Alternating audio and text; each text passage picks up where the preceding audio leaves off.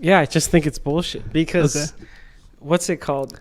Literally nobody was speaking about metaverse, this, that. Literally not one person was talking about it until Mark Zuckerberg made that announcement. Oh, metaverse. Then literally the entire world, crypto media. Oh, metaverse.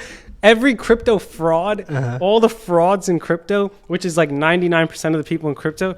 And we've been around a lot of these people. So I can tell you firsthand, they are frauds.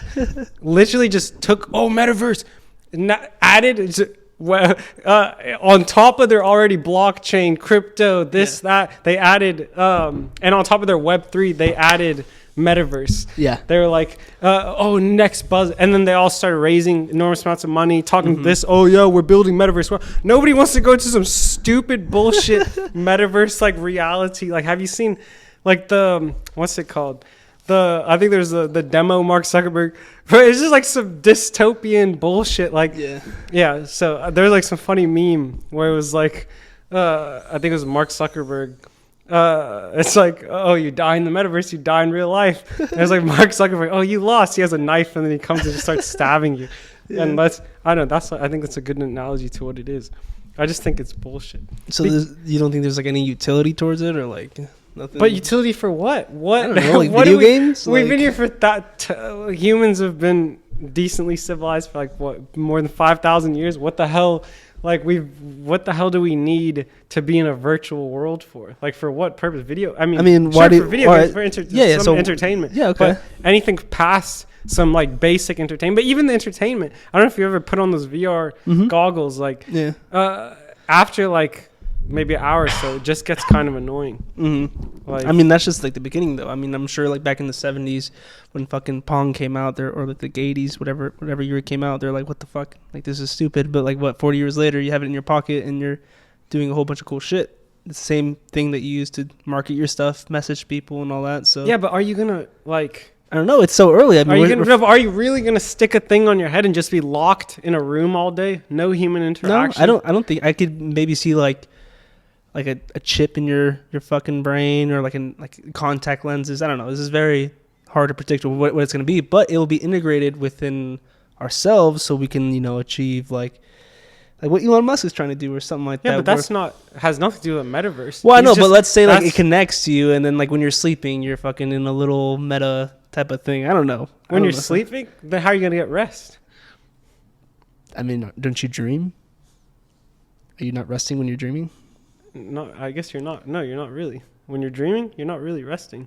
But I mean, you get into your REM sleep, you wake up refreshed. I mean, obviously we are sleeping if we're... No, I'm saying if you're dreaming, I mean, I don't know this for sure, but I think the dream state is not like the deep sleep state. Oh, is it? Where you're like regenerating. Okay, so then let's say the first 5 hours you're in your little whatever, but then you turn off completely during your REM sleep. Why don't you just dream then? Why not? So much better. Well, I mean, if you want to dream, I mean, me personally, I'd rather be like working on like some accounting stuff, or like getting some extra shit I could be getting done versus wasting a whole 8 hours of my sleep. I mean, 8 hours of nothing, Sure. Right? I mean, if that's what you want. Yeah. I just like real life so much. Like, I just enjoy, I think like, I tell this story all the time, but my dad has a friend. He's like almost 100 now. He's been friends with them for like maybe 40 plus years. Yeah. Maybe even long. Actually, it's probably long 50 years or something. He's been friends with them. And the guy's like a super accomplished like I think electrical engineer. He like invented a piece of the Otis elevator, and then also what is that? It's just a company, Otis, that makes elevators. Oh, okay. And then he also like did some work on the original like GM electric car projects. Like he was one of the original guys. But anyway, this guy's like 100. His wife's like dead. He's by himself in a decently sized house. And my dad always says when he goes and visits him, he's always like begging them to stay. He's like, no, don't leave. Okay. He's like, stay the night, this, that. And I realize it's like, you can have all the money in the world. You can have everything in the world, all the metaverse being some virtual bullshit. But it's like, at the end of your life, like the only thing you crave still is like human connection. Okay. Like, and friendship, like genuine friendship. And it's like, and so I don't know. I don't think this metaverse shit is.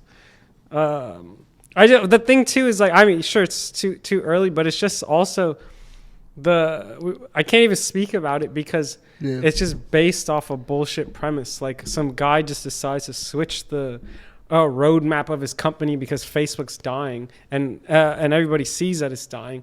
So he's like, oh, we got to do a big giant shift. And then the reason that it took on such a life is, like I said, because it was like the crypto market was all booming at that same time. Everybody started adopting the word metaverse into their projects, talking about it. Yeah. Literally, not one person was talking about it before. But anyway, yeah. So no. I mean, all right. So besides Mark Zuckerberg, besides Meta, Facebook as a company, do you think VR and AR have any real world application? AR, yeah, I always say AR for sure. AR will enhance everything, for sure, because it's still in the real world. Like it's just enhancing the world around you. Like so yeah, definitely. But I don't know, VR, I'm sure it has some applications, and I'm sure it'll be good for entertainment, but like as far as like sucking people into this world, it's like I want to touch a real girl, like, you know, I don't want to. So you're not into VR porn? There's enough porno out there. So okay. Well, I mean,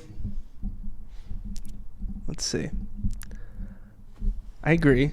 I think the whole Matrix aspect of just sucking you in and kind of being not in the real.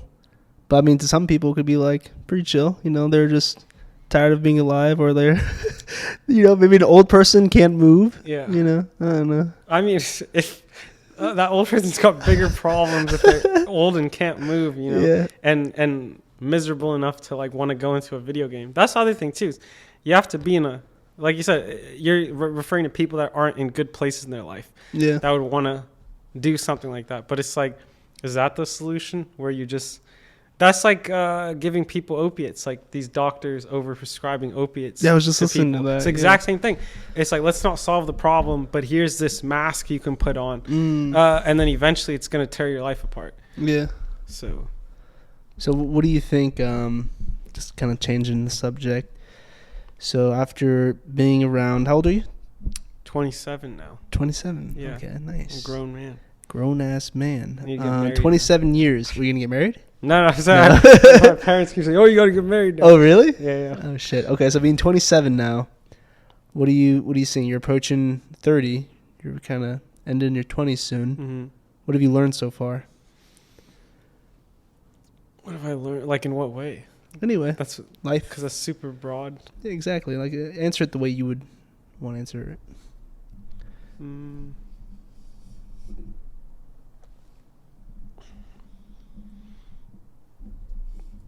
Maybe it takes a long time to build things that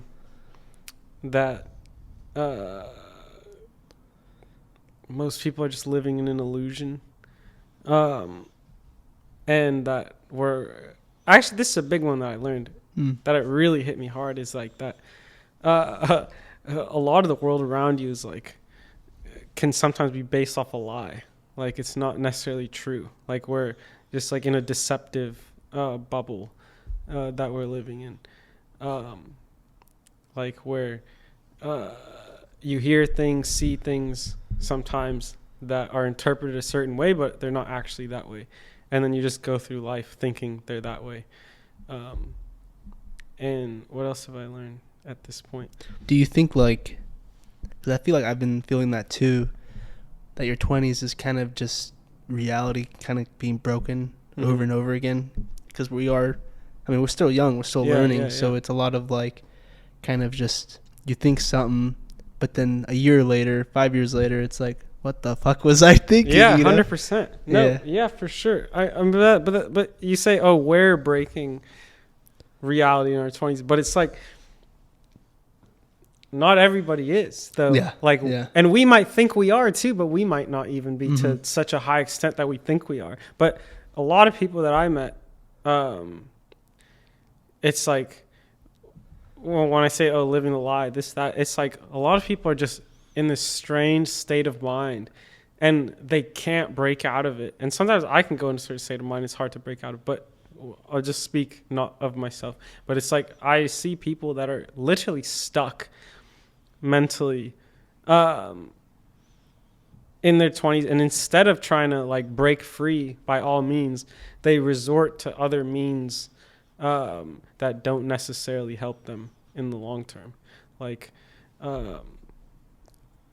yeah, like it's, I mean, I don't know. I think a good way to say it is like people feel lost and are lost, don't have purpose, and the purpose they think they have is like a false sense of purpose, because they're just, it's like, this is something that like I pay attention to a lot, is that it seems to me like everybody wants to be an entertainer. Like everybody wants to be in the entertainment industry, and everybody wants to be quote unquote famous. Like, and with no purpose. Like just because that seems like,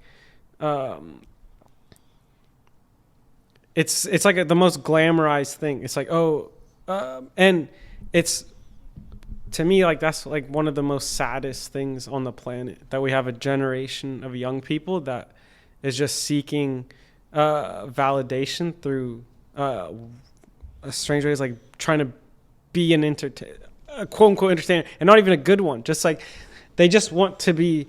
I don't even want to use the word famous because it's just too general. But it's like, but I feel like they want to be in the entertainment industry just to be famous, and just to also prove, or to give themselves some sort of validation. Like, that's something that I've been thinking about a lot lately, is this idea of why do people want to be famous, and like why is this so prevalent? And it's like, because people worship, like, okay, this is interesting. Like there's that concept, I think, in the Bible of the Antichrist. Okay.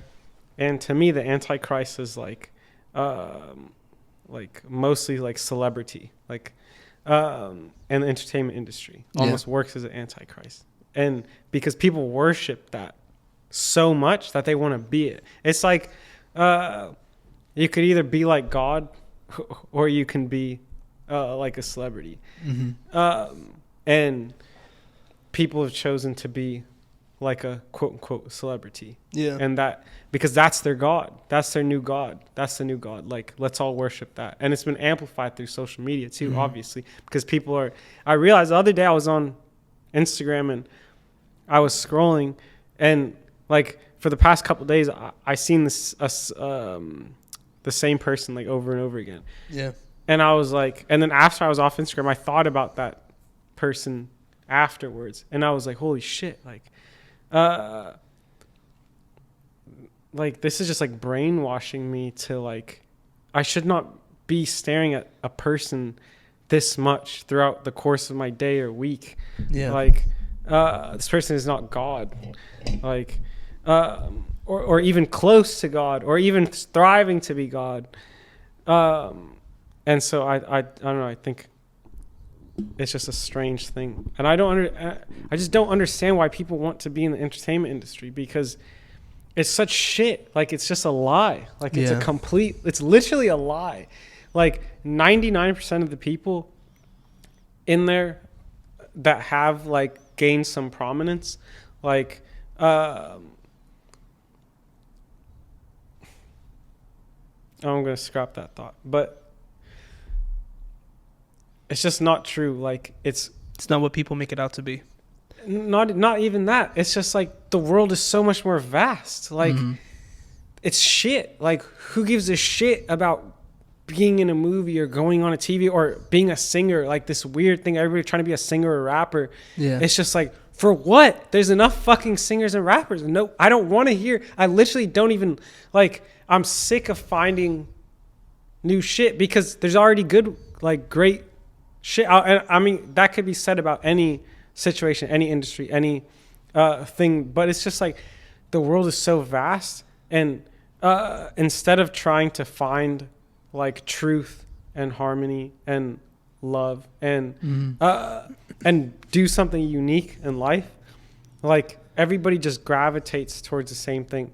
Like, and hypocritically, I could say, I could be a little hypocritical, almost speaking about with fashion. It's like, oh, everyone these days somehow, I don't understand why wants to be in fashion. I think because the printing on the tees, it made it so like easy. And then that became fashion, like prints on tees, and like denim and like denim jackets and like these basic streetwear fashion outlines became fashion, became luxury fashion.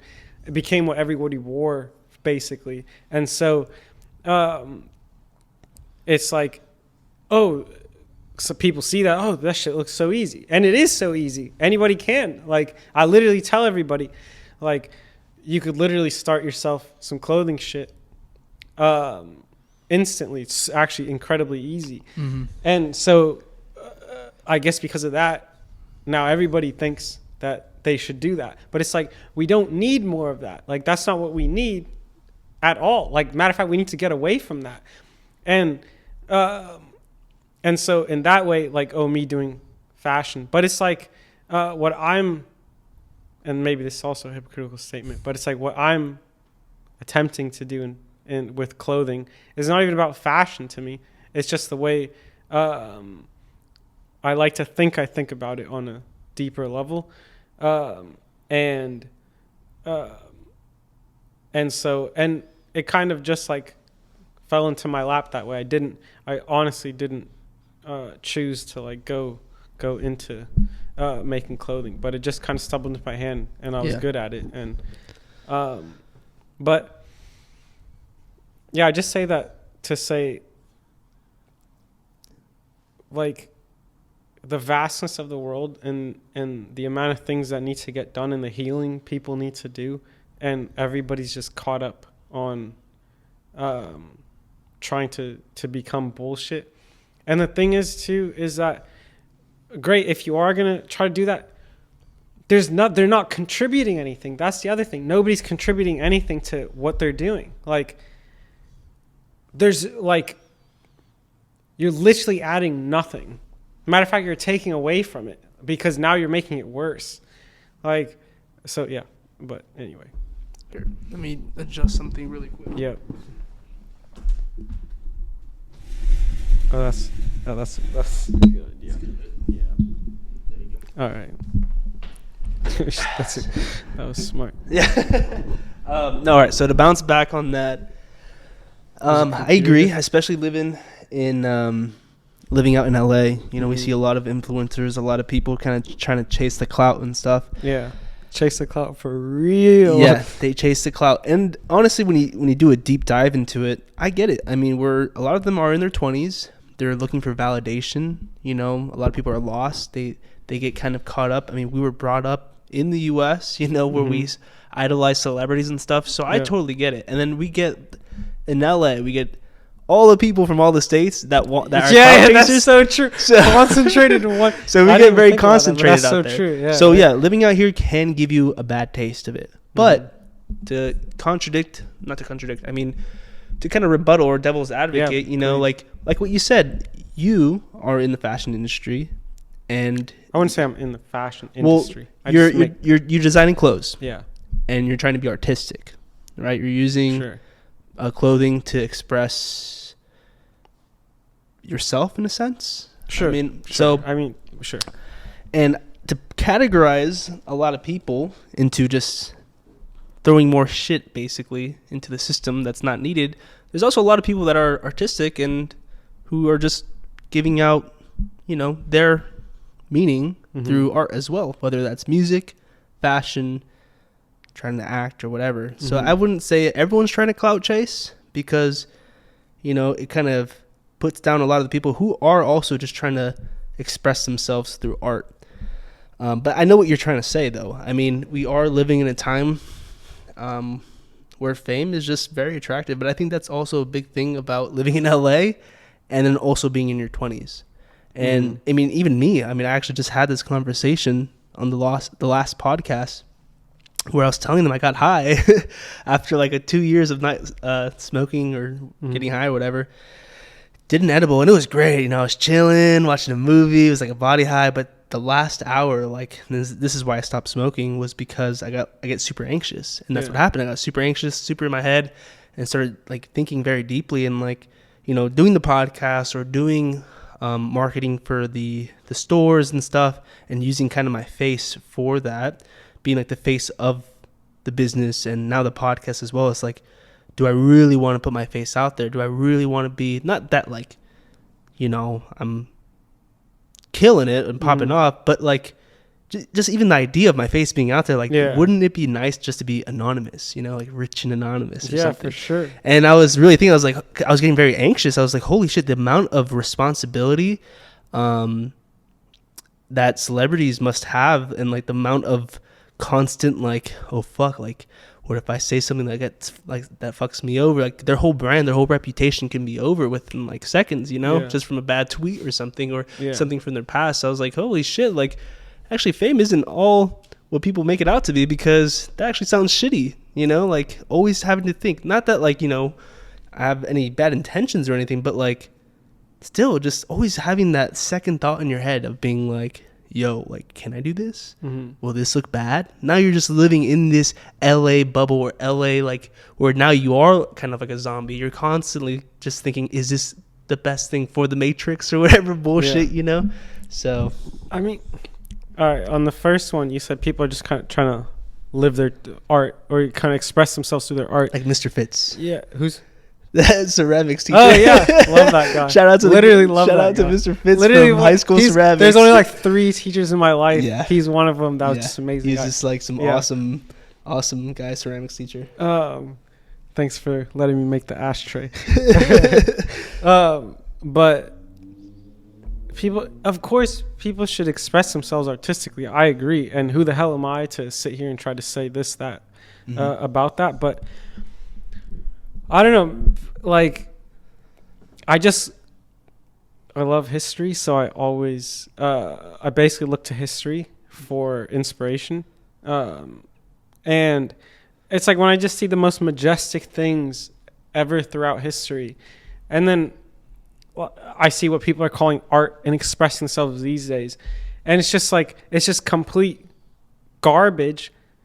And again, this is not to say what I do is any better in any way, but and I'm allowed to be a critic of the world around. You are, yeah, of course. But it's just like there's no contribution at all to any. Sure, if they're trying to express it, but there's a difference if you're just trying to do it to express yourself versus trying to put yourself out there as that. Oh yeah, I'm this, that. Yeah. Oh yeah, I'm the greatest painter ever. And then you go look at the art and it's just complete shit. Like we've been to so many gallery shows, and I see the art. It's like the worst art I literally seen in my life. Like literally seen in my life. I won't say this, but there's somebody that we know that owned an art gallery, and they had a show and we went, and they were showing the artist, and the girl that was working there too, like curator or whatever. Like I was like, there's no way this is you guys are serious, like. And the thing is too, it's like the amount of great artists there are, and that I mean that's not even relevant to what I was trying to say. But anyway, and then to the next thing you mentioned about the fame thing, of that responsibility, but that's also, this is bullshit also so much, because they're worried about, how am I going to look? How am I going to... Whose fault is that?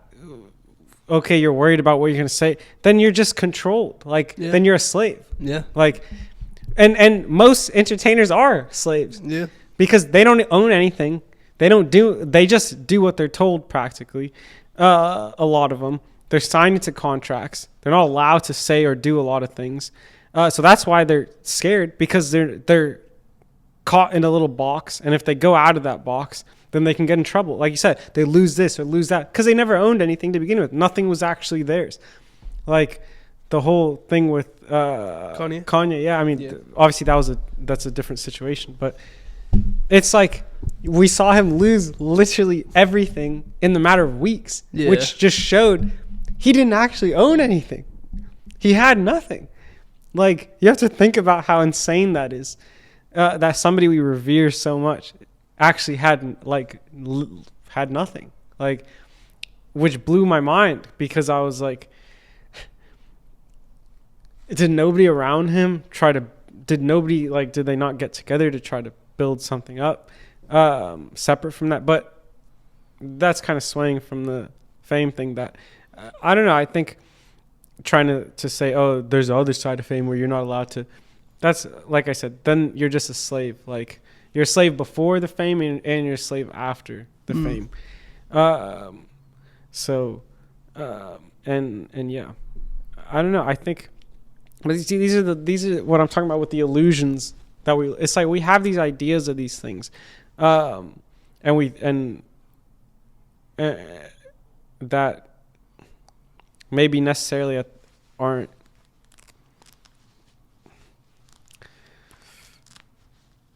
Yeah. Anyway.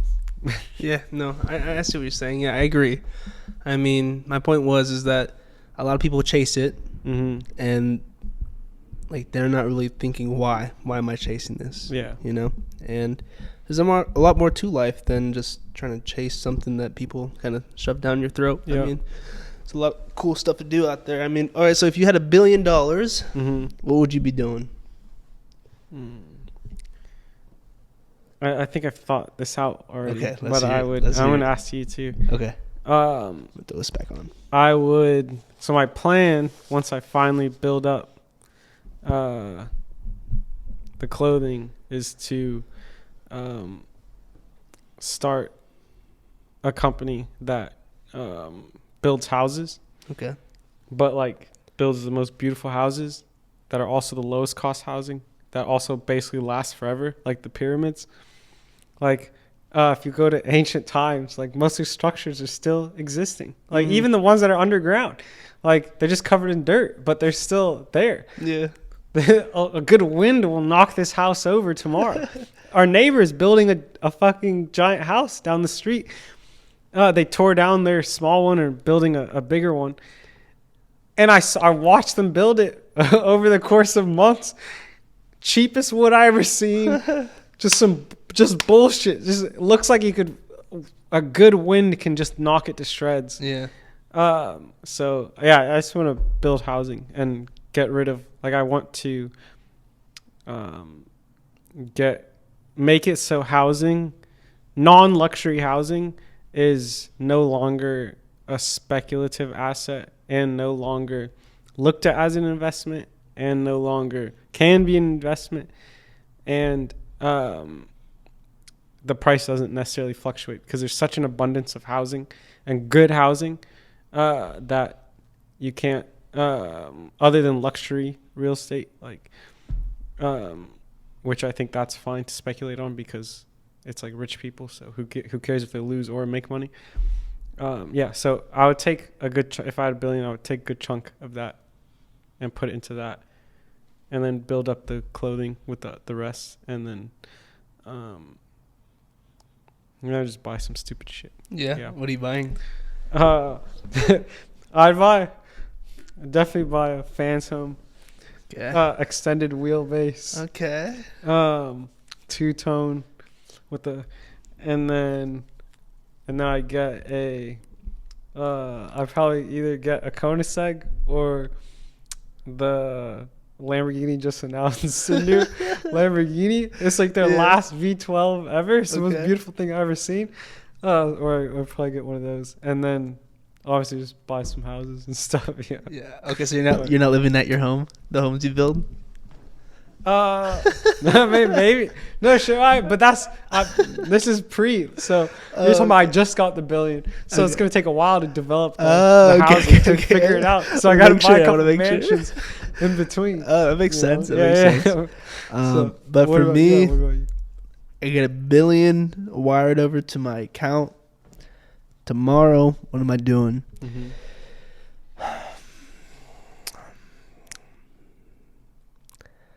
Probably just gonna travel, do that for a bit, really just get into all that mesh. So all right, so it kind of goes back to like what I believe. Yeah, what do you I believe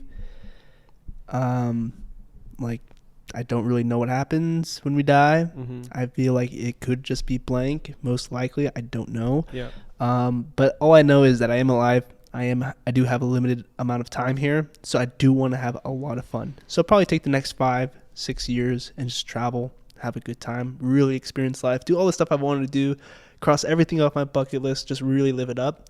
And then after that, probably just start some cool companies, make some differences, you know. I mean, that's pretty much it. Just make cool shit. Yeah. Don't really know in what, but make an actual difference, you know. With money, you can move a lot of ponds, Mm-hmm. do a lot of things. So, yeah, just do cool shit, you know. Have fun with it. Okay. So basically, you just have fun. Have fun, yeah. But then also, because I'm not really into the whole. There's like an echo in here. Oh, is there? Yeah, kind of. I'm not really into the whole legacy thing. Yeah. You know, like everyone always says, oh, let's leave a legacy. You know, I want my children's children to know, or I just think at the end of the day, it doesn't really matter about legacy, because whether you invent the car or invented fire or whatever you did, like when you die, the way I see it, you're dead. You ain't taking your legacy to the grave. Yeah, like literally, like I don't care if you change the world, like you expand all life, but like when you die, like you're dead. Yeah. Like you don't remember anything. It's just like if I would have killed like people, which I wouldn't, but like if it's something really bad or very good, which I don't condone bad things, but like you're dead. Like you don't remember anything. You're just dead. So like when you think that way, it's like, okay, let's just have fun. Yeah. You know, but I still want to do cool stuff and help the world the way I can. That'd be kind of cool. You know, it feels good when you help people. So just, you know, have fun and shit. But that's what I would do. Nice. On that note, that you know, it's like you don't remember when you die anyway. So it's like, who gives a shit? It's there's this like Indian yogi that he's talking about reincarnation, and he's like, what the hell do you care if reincarnation is real or not? What does that have to do with you? Who cares who you were in the past? You don't remember anyway, so who gives a shit? Yeah. Like I think about that, I'm like, it's so true. It's like but that also makes me think that, all right, if we're not gonna remember what happened in this life, like we better have a blast. Damn right. Yeah. Because this is the only one. So yeah, I gotta remind myself about that sometimes. I know I mean, are you scared of death? Are you scared of dying? No, I mean, I don't. How would you even be scared of dying? Yeah. Like, I don't even. I of course want to experience some more things, but it really doesn't even matter, because when you're dead, who cares? Yeah. So it doesn't really matter. Yeah. So, yeah, I don't know. But if this world does continue after you die, then I think it's good that it's like God's just there, his hands crossed, like, what the fuck, he's Donna? like, you son of a bitch. But it's like, if you you know, if this world does continue to go on after we're dead, then I think it's smart to probably try to contribute. Like, everybody should try to contribute something before they die. All right, so then on that point, like, what is good or bad? Like, how do you even know what's good or bad? Like, contribute in what way? Well, obviously good, but I think we know it's good or bad, because I mean, do we? Yeah, because I think I was having this conversation with a friend that and we were kind of all over the place, but we came to some sort of understanding that good things make people feel better, more happy, and bad things make people feel, we're just basing it off people's feelings. So when things are good, people are happy. When things are bad, people are dissatisfied. They're not happy. They're unhappy. So that's how I could differentiate something good versus bad. But what if in this country something that you do is bad, but in another country it's not that bad? You know what I'm saying? So is it... What do you mean? Is it like morals that you're born with, or is it stuff that you're taught? You mean like don't be promiscuous or something like that? Yeah, something like that. But it is still bad Is here. it? like let's say like an Islamic country, like even the guys aren't supposed to be. Nobody's supposed to be promiscuous, really. Like, but you come to America or the West, it's like everybody is. It's like, and out there obviously it's bad. Here it's like, oh yeah, whatever. But to some degree, we do have some sort of. Everybody does have some sort of feeling about it. Like it's never spoken about necessarily, always in the positive, in a positive context.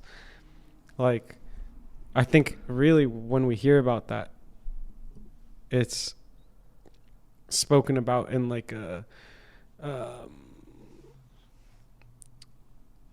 I'm trying to refer to like rap music or music. It's like people are always talking about, like, I'll just use the word promiscuous, being promiscuous. But it's like they're not really talking about it always in the most positive way. It's like they're talking about the darkness of it. Oh, I'm sad, I'm lonely, this, that. There's no depth to it. So yeah, it's not bad here, but then why doesn't it necessarily make us feel good all the time if it was good? So that's only saying that to refer to like somewhere else something might be bad, here it's good. But really it's kind of the same, unless you can give me a good example of otherwise. But of course, if somebody's brainwashed, like that's a different story. Anybody can be brainwashed. But for a free thinker, I think generally what's bad and good can be like differentiated through happiness or unhappiness. Because, all right, if I seen you in public, I didn't know you, and I just came up to you and slapped you, like you're gonna get dissatisfied. I mean, I might get satisfied a little bit. All right, then you're mentally, you have some mental issues, okay? Oh, slap me harder. Yeah, okay, no problem. But if I came up to you and I was like, yo, you look great, and I gave you a high five, like you're gonna feel happy about it. Okay. So that's a good act, and then the other one we could say is a bad act. So some could say, yeah. So tell me otherwise. No. I mean, all I was trying to say is that. What was the initial point? The initial point is there's a God. He says, "Oh, you should have been good." Yeah. But what is good? Like, how do we define good or bad? You know, because like back then we're surviving. What's like the biggest moral sin? Killing someone. But back then it was normal, right? So now it's like. What do you mean it was normal back then? I mean, like caveman days, you know? I mean, we don't know what happened in the caveman days. I mean, 200 years ago, what was happening there? People killing left and right. Yeah, but they weren't happy about it. They were killing because they were like, let's kill, it's good. No, I'm not saying that, but I'm saying everybody kills in sin. Nobody kills. Like even today, there's murders going on all day, all the time. Mm-hmm. We could go back to Iraq War. The U.S. was responsible for millions of deaths. Like, that was like what 2003, 2004. How was that? Was that good or bad or? I'm not saying it's good or bad. I'm just saying like at the times, like back like now. Nobody was. Give me a good example of a time where somebody was killing. Oh, what about like all right? Let's take away from us. Let's just look at animals. Yeah. You know, tigers eating fucking... But animals aren't conscious, necessarily. They don't even understand what they're doing. They're just basically... So because there's consciousness, there's morals. So we can then define what's good or bad. So when we weren't conscious, I don't know, I believe in evolution. Mm-hmm. So like when we were just apes, unconscious. Yeah. Our great-great-granddaddy, and he was killing the other ape. That's okay. Because we're conscious. Because they're animals. They don't understand what that's when somebody does something crazy, they say, oh, that guy's acting like an animal. Uh-huh. Because animals are almost unconscious. Like, that's why you can't, it's like a dog. Like people, no, I won't use that example, but like animals in the wild, like they don't have an understanding of, they're like instinctive creatures. Like, of course, there's always random exceptions where some guy's petting maybe a lion in the middle of the forest and he's licking him or something. But generally, I don't think animals are understand what they're doing. So for them to kill, it's fine because they're not doing it with some intent of kill. They're also doing it for survival. The only time an animal kills is generally for survival, which is food or protection or defense. What about like lions killing off their cubs, or like chimps going to war with other chimps? Don't we go to war with other people and kill each other? Yeah, but what I'm saying is like, so I think that like, so the way I think is, I think this is all just a fugazi, you know? Everything was like Big Bang, nothing really matters, and I think we make up our morals, and we're just, I mean, I align with them. I don't want to kill someone. I don't want to do bad things. I don't want to slap a random person on the street. Yeah. But I think it's all random, you know? I think all of a sudden we get consciousness. I don't know why, but we have it, and now we're like, why are we doing this, you know? Yeah. But at the end of the day, it's just us thinking it's wrong, if that makes sense. Like we eat meat, we kill animals, or I love meat. I fucking love hamburgers, you know? Sure. But who's to say 100 years from now, you know, our morals don't change, or 1,000 years from now? You know? They will. But we have the same morals. It's not about whether our morals will change. It's whether we'll implement how we feel about those morals. So it's like, all right, let's say meat. Say you say eating meat is bad. Somebody says that. Okay.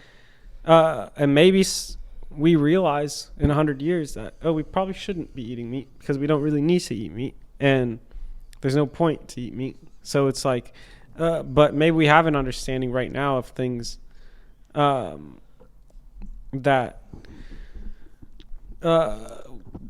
like, for example, all right, let's use like a religious text where it kind of lays out how to live the best life possible. And even the most religious people don't even follow it. Okay. But maybe in 100 years we might get better that we will follow it. Did our morals change, or did we just start accepting or have the ability to accept like morals that we didn't accept necessarily, or we felt we couldn't achieve at the time? I think it's just a shift. I don't think it's like someone's like, well, this is wrong, but I'm going to do it because that's where we're at. I think it's like, no, this is normal. Like slavery, for example. Yeah. You know, I think there were people back then that were like, no, that's wrong.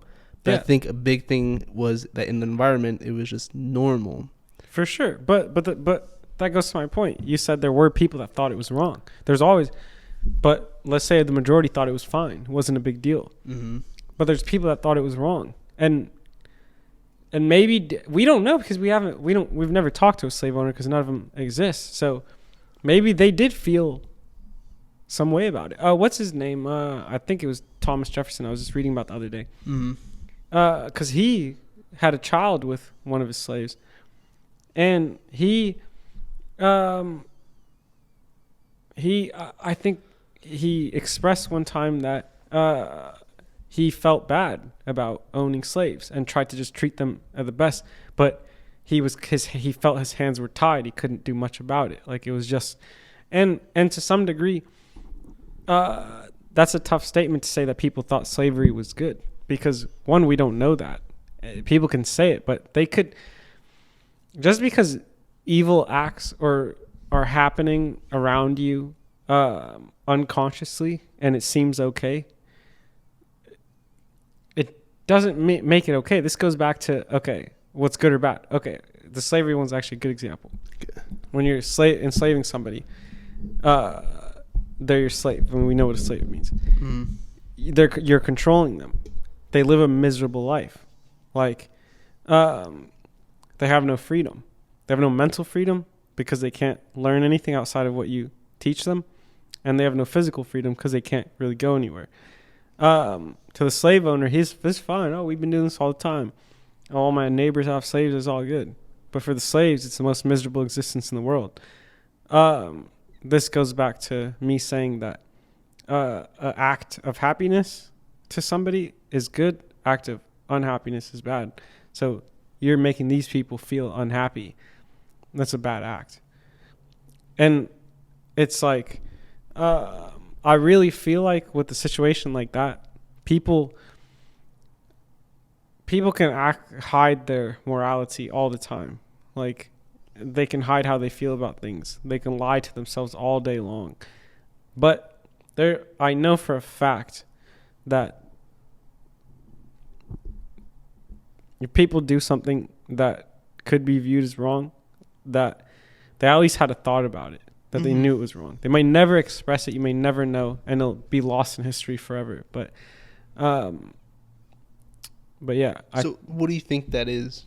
I mean, what do you think consciousness is? Why do we have morals? Because if you, what do you believe? Like, you believe we evolved and stuff? Do you believe in God? Do you believe? Yeah, 100%. I mean, I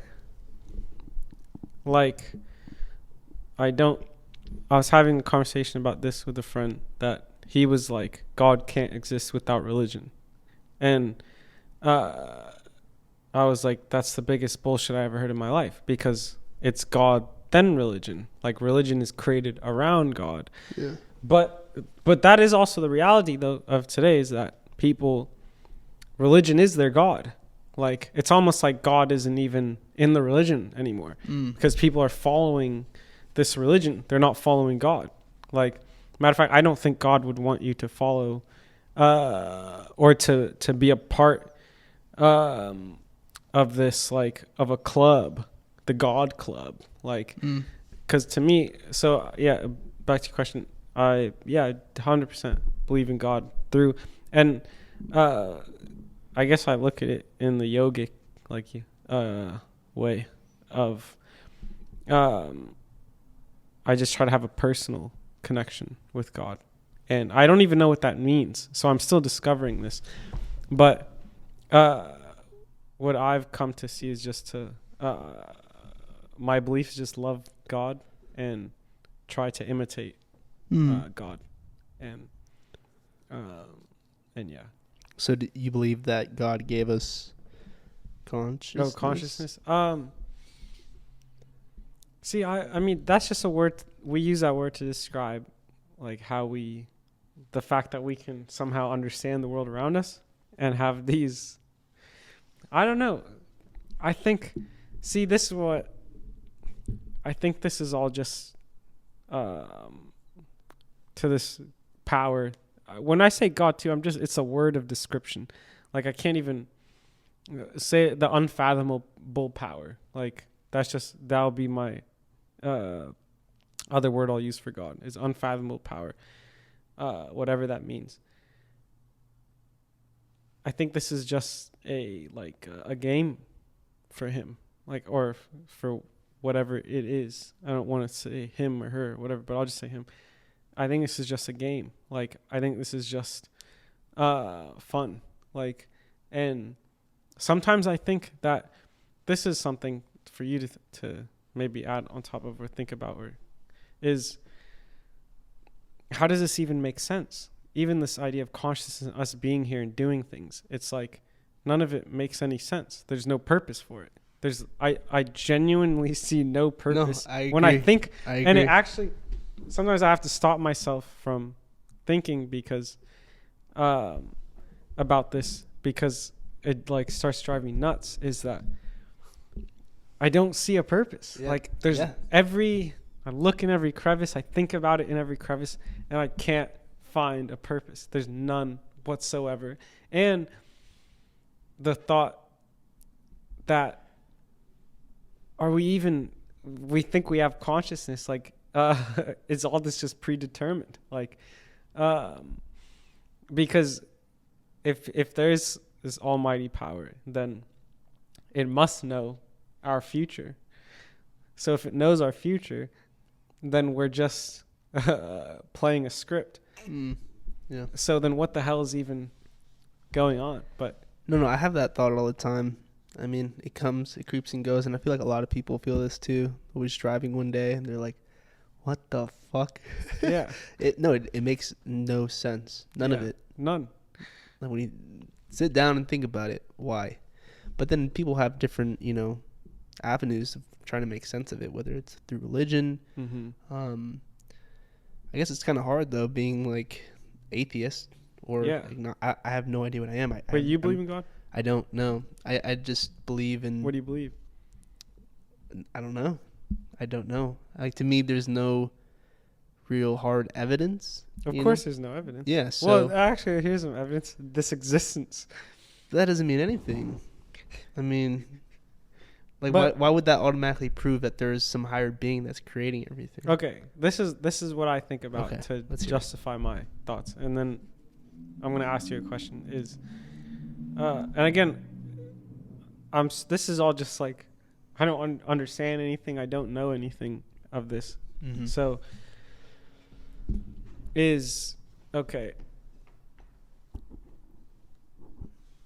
like, do you believe that something can be created from nothing? Something can be created from nothing. Like what exactly? Like a god force, or we're talking about like just anything can be created from nothing. Absolutely nothing. You can have something created, or does it have to come from something or somewhere? I think it has to. I mean, like right now, I think it has to come from something. But when you look at like the Big Bang, I mean, it was even nothing. The Big Bang, yeah, that came from something, yeah, and then evolved into something. So I say this is that to myself is that I think of God as like infinity. Okay, there's no beginning and there's no end, and if there's no beginning, there's no end. Then it goes on continuously. So then it's like this thought that also drives me crazy is, okay, if God is an infinity, then who made God? And who made that God? And who made that God? And who made that God? But it's never ending because it never started and it never begun. And what I'll ask you is, so what's your explanation for... All right, you say you believe in evolution and Big Bang. Sure, great. But that's not a problem. That's not a conflicting statement. Mm-hmm. That's not something that is be all, tell all, and end of the road. So what's before that? How did the Big Bang come into existence? I don't know. I think it's more of just like, well, I don't know what's happening. I don't feel that I have to explain it. Not just to you. I mean, like in general to myself. Yeah. It's like I don't have to understand it. I mean, there's no understanding it. Sure. At the end of the day, it's like people will have their different understandings, but to me, it's like, who the fuck cares? I mean, we're here.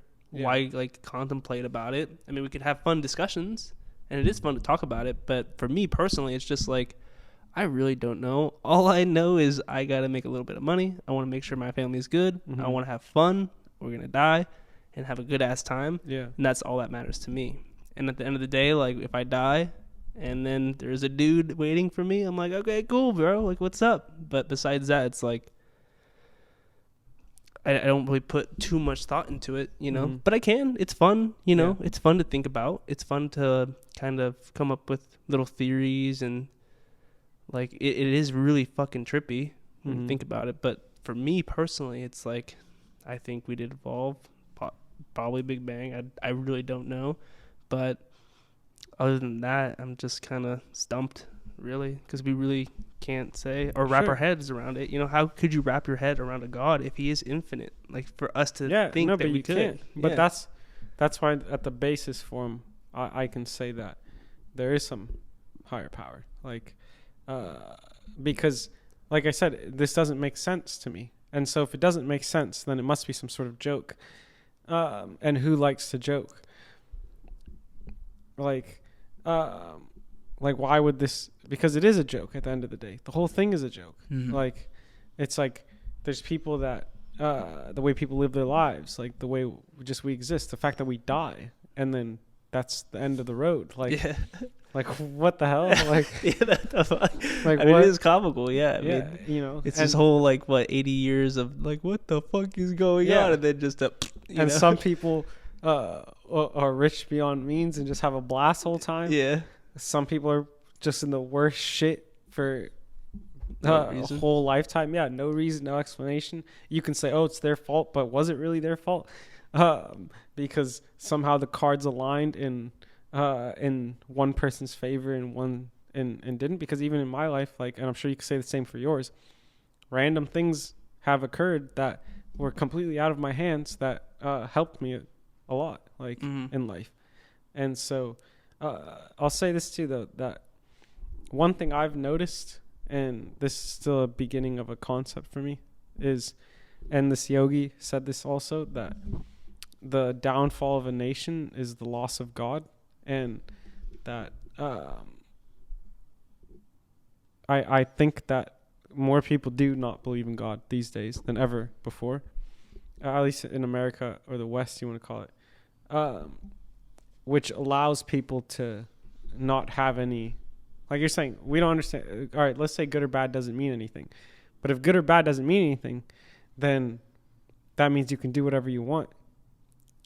Like, that means you can do things that I would personally deem bad, and you wouldn't feel any type of way about it. So you can go rob a store, kill somebody, do this and that. And since you don't have any moral compass, if you don't have a integrity, because nobody's holding you accountable, then it's easier for you to justify actions that maybe somebody like me, I don't mean you personally, I'm talking about in general. Could be like, hey, that's not maybe the most integrity based thing. So you're saying is because if people follow God, they have morals. Yeah, because what does it mean to follow God? It's treat everybody like your brother and sister. It's love everybody. It's love yourself. It's live with the highest dignification possible. It's to serve God. And what does it mean to serve God? Is to serve others. And that's one of the most fulfilling lives, is like serving people. Actually, this is back to my conversation actually with me saying that all this art is bullshit because nobody's contributing anything. And if anything, that's anti-God. If you're not contributing to people, then what are you doing? Like, so following God is also contributing to humanity, is by doing good things for good people, either in the smallest scale or the largest scale. And it's just, I think you have a basic understanding of what it means to be a good person. And it's just to be a good person. Like, that's, to me, that's what it means to follow God. And it's, if you follow God, then if you truly follow God, then you would only try to be the best version of yourself, and by doing that, try to make others the best versions of themselves.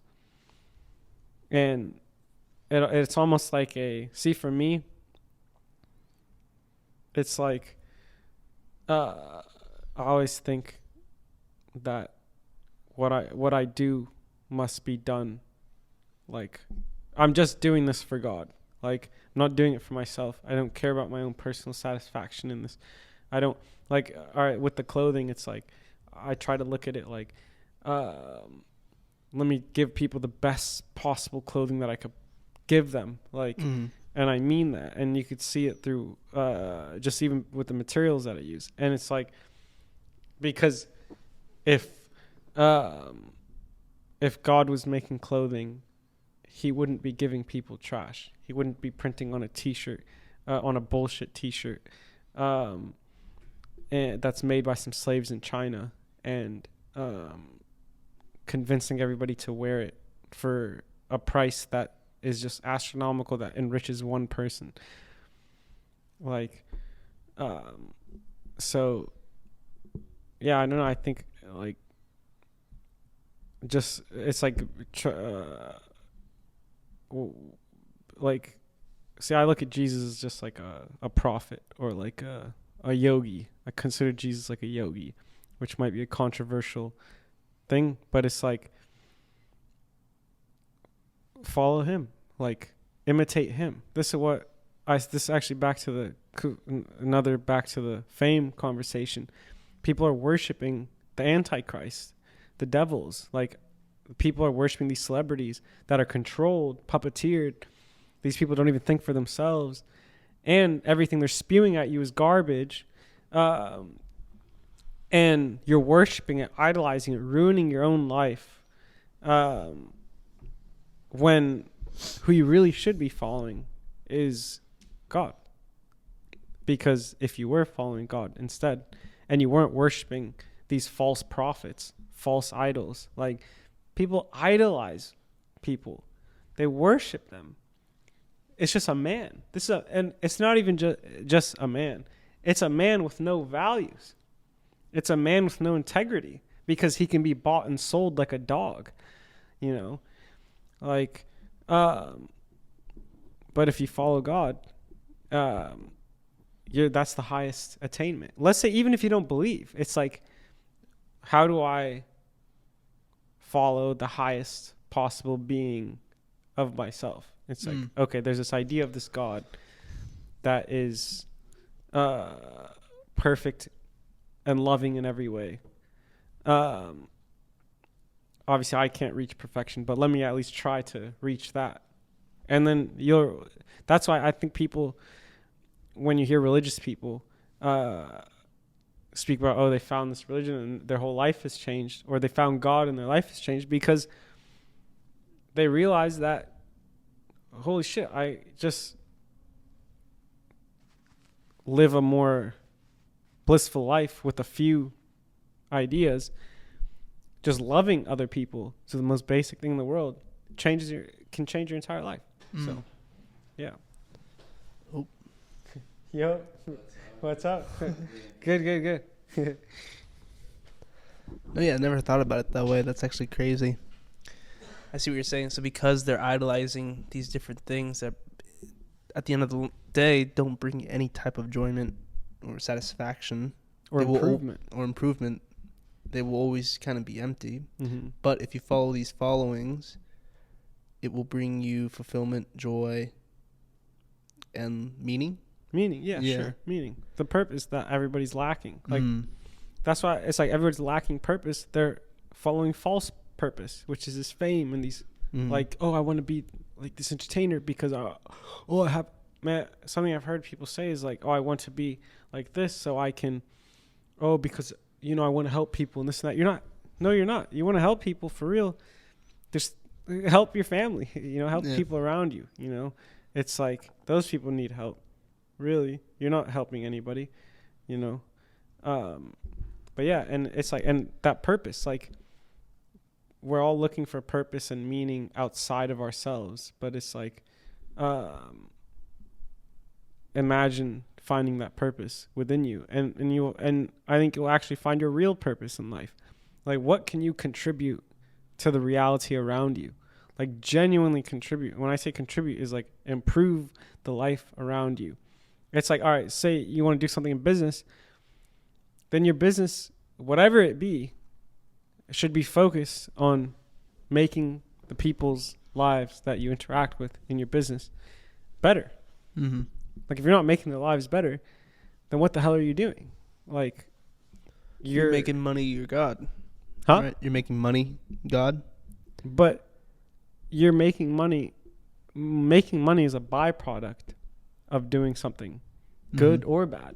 That's what I'm saying. So you're saying if you're not doing it for good, you're doing it for, again, because you're idolizing money. Yeah, money. I mean, money is another devil in itself. Like, man, I've seen people do the worst things in the world for money. Yes, the worst things in the world. You hear about in the news and shit. Yeah, I mean, I'm sure you've experienced even small greed. Greed is so sad because greed destroys families, relationships, like this, that. And people are greedy in business all the time, you know? And I'm sure we've, even ourselves, maybe sometimes be like, oh, maybe we could get a little, like, do this. But sometimes I realize, like, that's the last thought you should possibly be having. It's, what are you contributing to people? Like, that's really my sole thought of business is like, what are you contributing to people? Because if you're not contributing anything to people, There's just no point to do it. Like, of course, money, but it's like, but then you're worshiping money. And if you worship money, I promise you, yeah, you might have a lot of money, but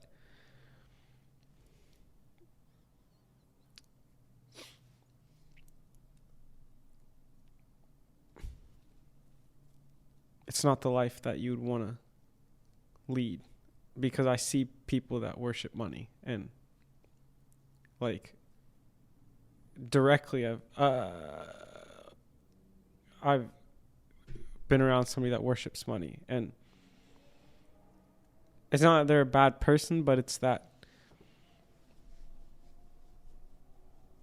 they're not the most pleasant people that worship. There's people that have a lot of money, just happen to make a lot of money, that are maybe sure fun to be around and this and that, but like if you really look at the root of people that worship money, they're not very fulfilled people. Because I mean, we are fed a lie also, that here's another lie, that you need money, loads of money, to have also another, to have some validation in life too, to experience life, which is true. Obviously you need loads of money, but when you turn that into, I don't, you know, even saying this, because obviously I can say this about myself, there's times I'm driven by money, like, because I'm trying to advance what I'm doing, but I don't know, I just don't, I'm still, you know, thinking deeper on this, but there's something about when you're driven by money versus driven by contribution, that there's a big difference. And actually the best things that are created in life were not created because of money. Of course, money's always a byproduct. And if you do something, this is the other thing too, if you're doing something great and contributing, you make more money than if you're not doing that. So at least that's what I've seen. I haven't experienced that yet, but that's what I've seen, I think. Yeah, that's a good point. I mean, I really like that idea. I mean, I haven't really thought about that when you kind of just idolize these different things, but if you see what God says and kind of live by what he says, you have more meaning and you're not empty. Yeah. Yeah, that's actually really interesting. Yeah, and I haven't really put too much thought into that. Fuck yeah. Yeah, because you'll chase less things. I think that if you're more fulfilled with it, the less fulfilled you are within, that I found with myself, the less fulfilled I am, the more outward I try to chase things. But the more fulfilled I feel inside, the less outward I feel the need to chase things. And it's also like I can focus on my work so much clearer when I'm not so focused on the outside motion picture going on. And yeah, and so that's, yeah. So yeah, that's good. Leaving with a good thought. Yeah. I'm letting that set in. I think, let's see. What's your, do you have a moral compass? What stops you from doing things that you know you shouldn't do? Well, again, I go back to like environment, and we are brought up in a world where killing is bad. We know that. You know, I kind of follow all the morals, you know. I think to go back to my way earlier point of like, it's just trying to kind of play devil's advocate of like, so to me, if nothing really matters, this is all kind of just random, then what are morals? Like, that's just something that we define, right? But to say that God is the reason why we have morals, I wouldn't jump onto that wagon just because I think it's mainly based on environment. And In what way? in the way that we can decide whether things are good or bad. Mm-hmm. That makes sense. Like, But don't we say we decide something's good or something's bad? Don't we eventually find out later whether it's good or bad? Anyway, what do you mean? again, like the slavery thing. We thought it was good before, then we find out it was bad. Yeah, but yeah. So then, wasn't it inherently bad from the beginning? But we just didn't realize it. Yeah, see, the thing is, it's like a slippery slope because it makes me sound like I'm a proponent for slavery. I'm not. I'm only, you brought that, No, I forgot. I know, didn't even I think know. about that. So what I'm trying to say with that is, like, yes, we have.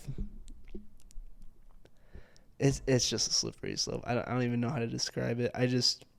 But to go back to my morals and stuff, I do have I see things how normal people see things as good or bad. Mm-hmm. But what were you saying? The other thing, like, what is my compass? Yeah, I said, what if you don't have God as a moral compass? Then what's your moral compass? If nothing's good or bad, so why would you not just do some stuff that's bad?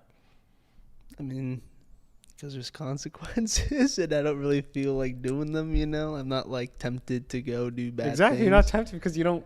It doesn't add pleasantness to people's lives. Okay, so but is that? I mean, what if I was born a savage, in the middle of the woods with like wolves, and like, would I feel bad for doing those things? If you're born in the middle of the woods with wolves, you're not gonna experience people. And if you do, I mean, well, then someone will pop you, shoot you if you come at them. Well, that's my point. I'm saying, like, if you're born on Mars and it's like some apocalypse shit out there, is there still morals? I mean, if you're left to an island as a kid with other kids, like, you now define the morals, right?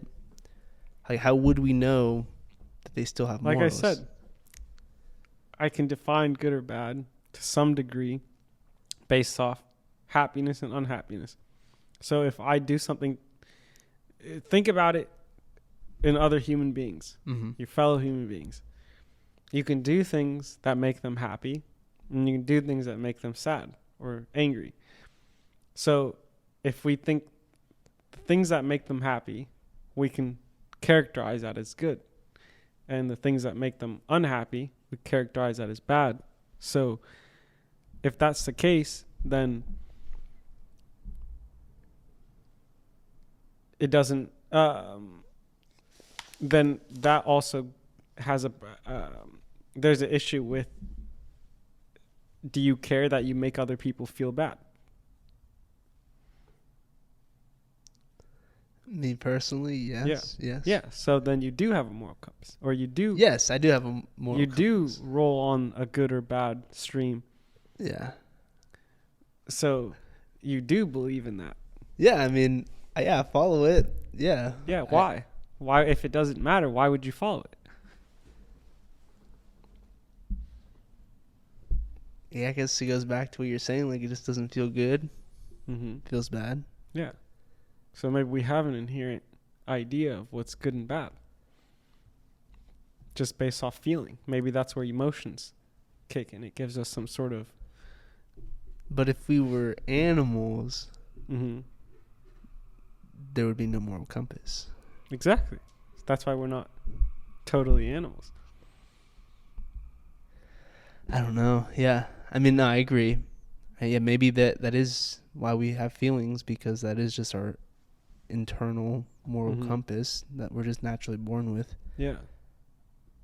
I would have to see it, like, like just a savage person and see how he acts or something, Well, but even a savage person, I've been around some savages. No, I'm talking about like middle of an island, has no contact. That's basically an animal at that point. So but he's conscious though, right? Is he not? Like, maybe he's retarded. I don't know. So he doesn't have any conscience. But I think that's. I mean, you could. There's a couple cases of that. You could go to the Amazon or the rainforest. There's some tribes out there that are a bit wild. Yeah, but they're still people. Yeah, but so even them, you could say those are the most savage. There's a tribe that apparently eats people, kills somebody, eats people. Okay. But apparently they only do it to teach you a lesson. So, but they still do it.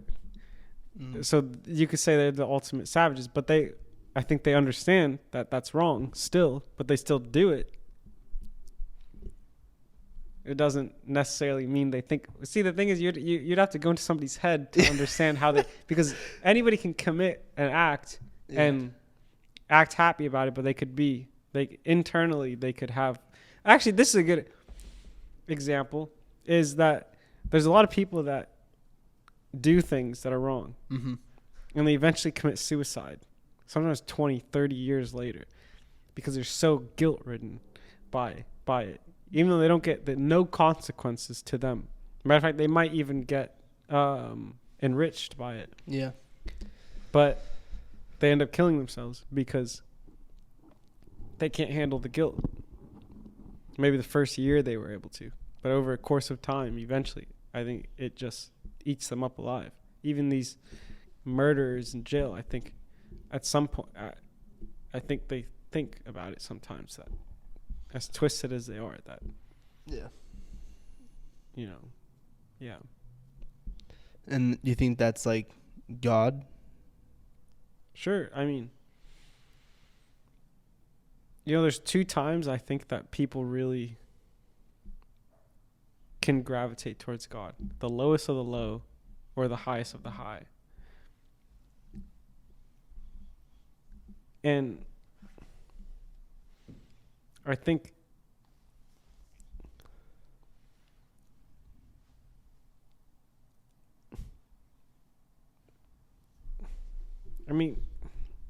whether that's God inherently, the good or the bad, sure, maybe it is. Maybe that's the duality is the God also.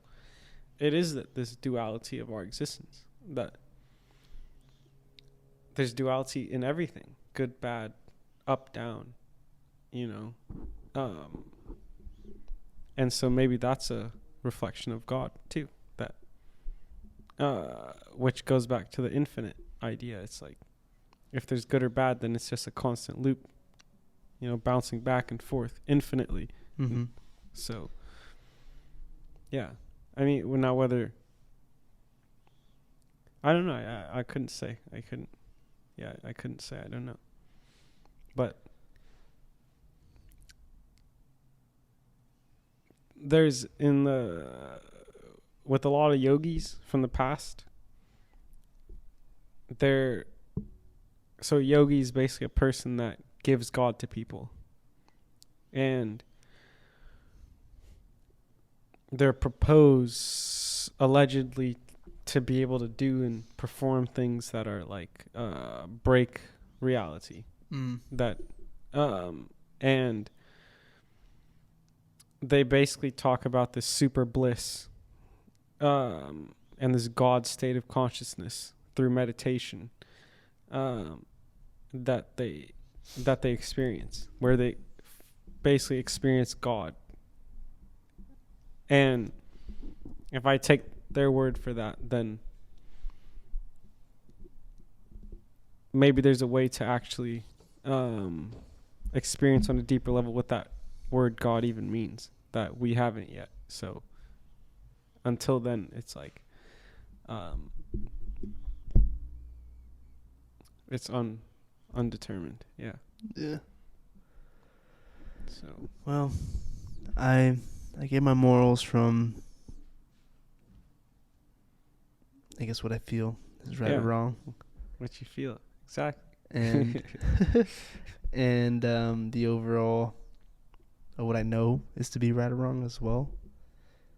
Because I haven't done any serious crimes or anything, so I really wouldn't know. But I'm pretty sure I wouldn't feel good about it. Yep. But yeah, I mean, I can see what you're saying. Like, in the long thing, what I said earlier was that, like, when you are chasing different things, it can be like a little lost. So that's good to know. good to kind of think about. Yeah. And then we'll think about it further. What about in your business? Do you ever find moments where you're caught between something that you're not sure is the right thing to do? I mean, like in business situations, like daily. I'm like, what do I do? Do I do this? Do that? Mm-hmm. But like, right or wrong? Is that what you're asking? Is there like a let's say in those things, is there like a right or wrong? I mean, I guess in that way, right or wrong doesn't have to be like it's like an undetermined right or wrong. You're not sure. Yeah, I'm like not sure. Yeah. So you would have to do it to find out. Yeah. So in those instances, how, like, what's maybe what's going on there? Like when you have to do something that you're unsure about, and it could be right or it could be wrong. Well, I take it in the approach of what will make me money. Are you driven by money? Yeah. Solely money? Are you solely driven by money?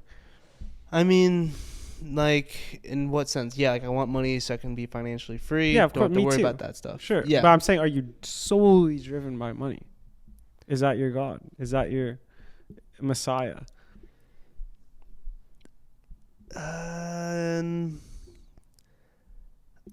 Like, would you compromise your self for money? Would you do things that? No, if I wanted to, that would have been nice a long time ago. I would have been chilling a long time ago. Same. Yeah, so no, I'm not doing Same. Bad things. No, I'm not letting money compromise my morals or my. I'm going by the book, doing what I know is right. That's good. Yeah. All right. I want to talk about fashion really quick, just in case you were planning on wrapping it up or anything. Because you're somewhat in fashion too. Yeah. Because I have a thought about, like, vintage and like thrifted clothes. Yeah. That may not be so. That's okay. Like, because it's a big craze, and it's been for the past few years, right? Like, vintage since like 2015. Thrifting, yeah. Like, it's just exploded. Matter of fact, that might be all that people wear. I actually, like. Yeah, it is most huge. people are just wearing like vintage or thrifted clothes. Yeah. I mean, what is vintage or thrift? Is it the same thing? No, so vintage is like 20 years or older, and then thrifted is like stuff from 2010. Okay. Like stuff that you buy last year. Could just be anything. Yeah, it could be anything. Okay. See, on one hand, I think it's great that people. This has nothing to do with you. So forget that you. Go ahead. Just spill the beans. This is just in a society term. Is that, in one hand, I think it's great that people are buying thrifted or vintage clothes because they're not buying new clothes from these giant conglomerate companies. They're just trying to suck every dollar out of your ass and giving you the worst clothes humanly possible, even though the thrifted clothes can be pretty bad. I mean, it's obviously the same shit, but at least it's being bought multiple times versus once thrown away. And fashion is actually a giant polluter too. So I think this kind of maybe 0.05%, 0.005%, maybe less than 1%, helps ease the pollution situation with fashion. Okay. And it's just good. I just think it's good in general because clothes should last a lifetime and another lifetime too. Mm-hmm. Okay. It's a strange thing that I find that people, that we live in a world where, like, if it was up to me, people would wear 2 outfits for the rest of their life practically. That's what I do. And be okay with it. Yeah. Mm-hmm. And, if I didn't make clothes, I would do that too, but I just have so much shit to wear that why not wear it? And you get custom made for yourself. Yeah. So, but I do find myself generally gravitating towards the same 3 pieces. Yeah. Which a lot of people do. So in that way, the thrifting vintage is good, but in the other way, it's just creating another because the prices of vintage and thrifted clothes have gone. I remember I remember in New York, one time in Soho, I was walking by the store. It was like a thrift shop. I think it's a thrift shop. I don't know what the difference is. Like, if I were to like see a store and say, oh, this is a thrifted or vintage. Yeah. But is what I went into the store and they had some T-shirts that had holes and stains on them. And I'm like, and I flipped the tag. It was like $1,500. Yeah. For the T-shirts. And I didn't know what was going on. So, and I'm sure somebody paid like $5 for that. Possibly. 20, 30 years ago. Yeah. So, I want, okay, so this is the discrepancy is that. Okay. I want people to wear outfits. Yeah. And stick to those outfits. And those outfits are made of the best materials possible and the most beautiful design possible. And the pieces or outfits they wear practically don't get dirty. Yeah. And they can just literally wear them for years and years. And say they want to switch it out, they can potentially pass down the outfit or whatever, because it's going to preserve itself for years and years and years. And I want people to change the way they dress. And the problem that I see with the vintage and thrift thing is I think it's getting in the way of, because it forces people to go back in time to fashion. So we're basically stuck. We've been stuck in a fashion trend for, I would say, from the 80s till now. Mm-hmm. Basically just recycling through the same things over and over again. And it's like and even the new clothes being made are literally, people are making practically the majority of the designers are making vintage looking new clothes. Yeah. Like they're making that. So it's just like, what the hell is going on? Like what?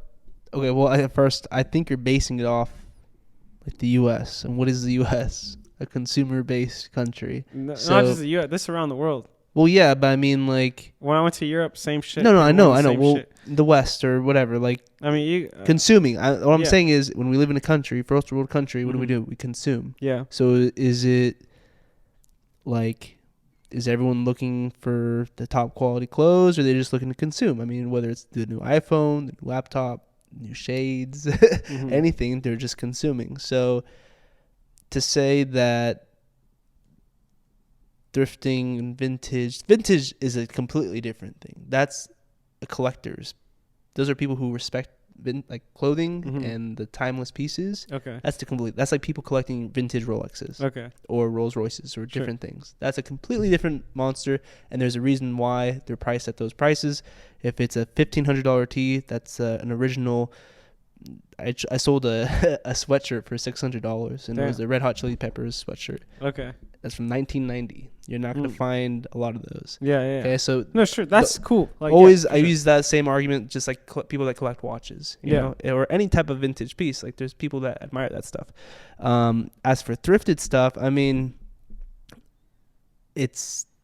supply and demand, right? People, it's a trend. I mean, we live in a country where there's always things that are changing. We're always consuming. Mm-hmm. So I think it's not really the question of, like,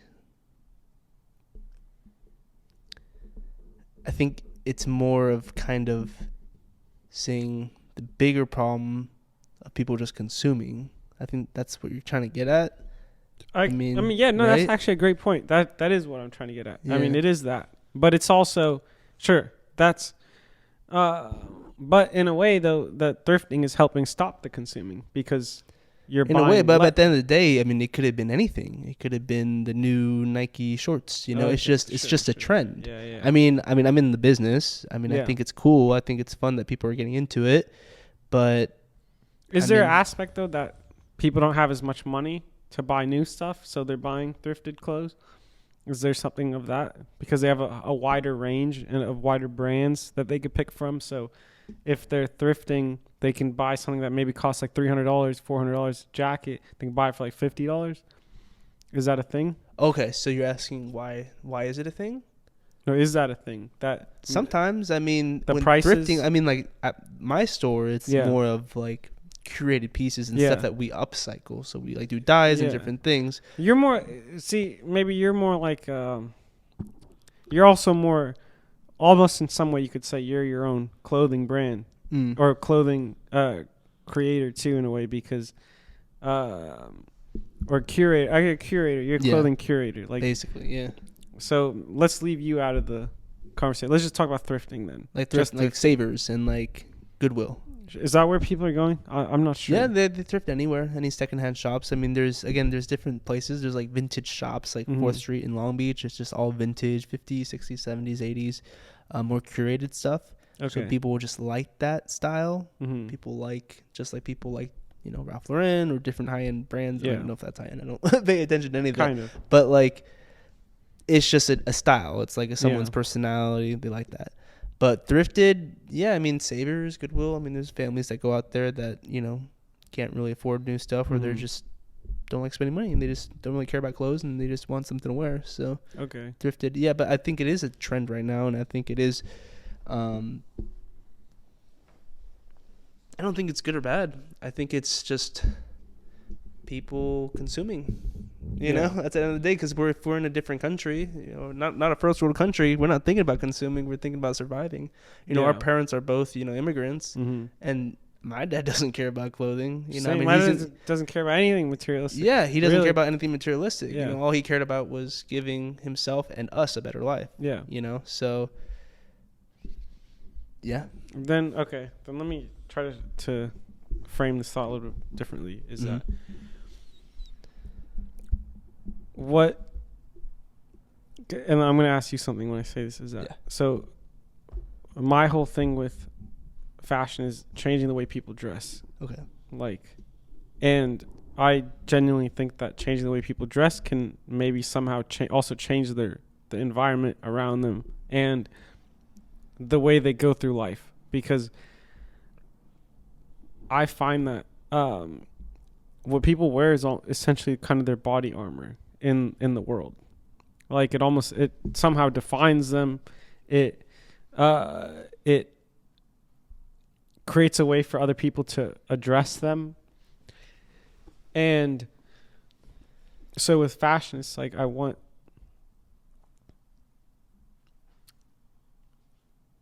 to. This is what I guess this is why I was trying to get into the vintage and thrifting, because I felt like it was.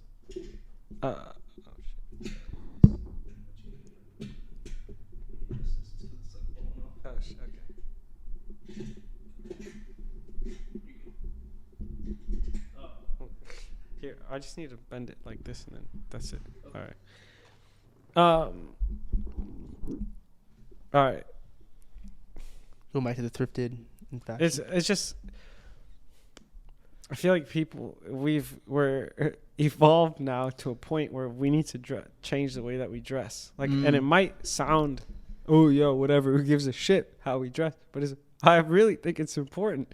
Like, I really, like, every aspect of the way we dress, I think is really important in context to our current, like, society and civilization, because when you go throughout history, you can timestamp things or people by what they wore a lot of the times. And what they wore was really significant. Like, and I feel like we've basically become, like, we all dress like slobs, essentially, to me. Like, what we all wear is, like, very lazy. It's slobbish. It's destructive to society. It's destructive to the planet, and it's destructive to our minds, and it's destructive to humans because of how it's produced. Like, and the only way that you get clothes like that is if they're produced, like, horribly, like, for those prices. Yeah. And so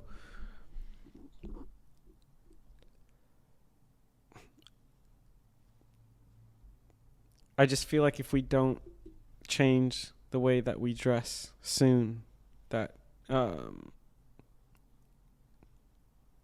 we're just gonna look at a grimmer future, because I really, really think that if people dress differently, that the society would change rather quickly, because if people are defined a lot of the times by how they dress, this is why fashion is so popular right now, because it's giving people a new identity. They put on some clothes and they're a brand new person.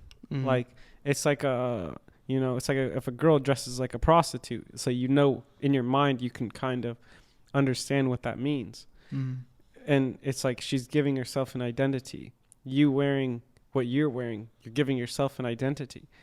You might say, "Oh, I don't really care, I just throw it on," and this, but when you walk around, when you look at yourself, you're identifying yourself by your clothing.